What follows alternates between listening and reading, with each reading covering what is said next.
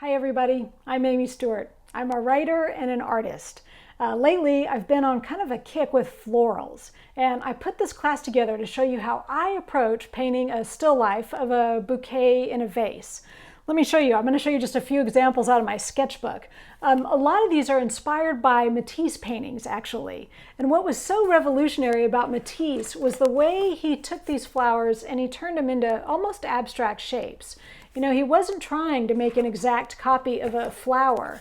These are very loose, almost just iconic ideas of what a flower is. He was trying to say something with color and composition that just happened to involve a vase of flowers.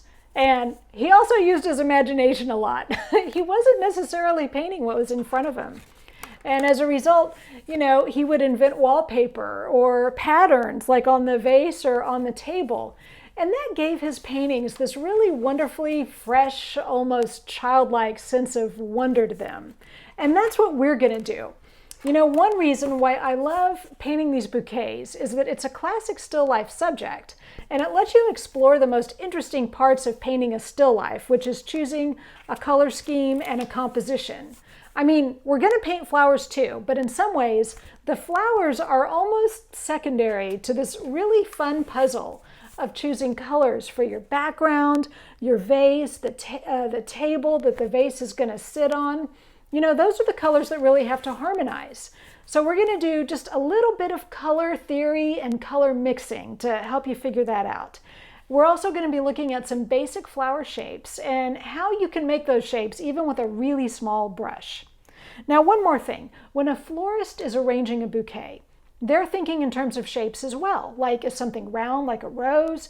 Is it like a bunch of petals coming out from the center like a daisy? Is it a cluster of flowers along a spike, kind of like foxglove? When they're arranging flowers, they're thinking about where they want harmony and where they want contrast.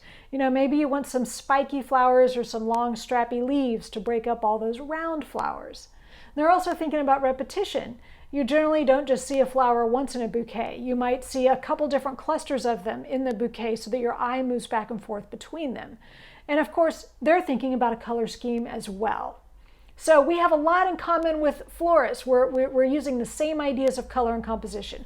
So as artists, we're going to consider first the color scheme of the painting overall, the background, the vase, the table, and we're just going to kind of let the bouquet harmonize with that. And I'm going to encourage you to really use your imagination, you know, invent a vase.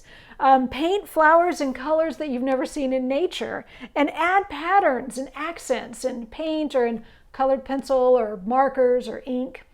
Now, you're welcome to work from photographs or from life. Set up a still life with some flowers yourself for this class, but you can also just make it up like I'm going to. So you can just follow along with what I'm doing step by step or do your own thing.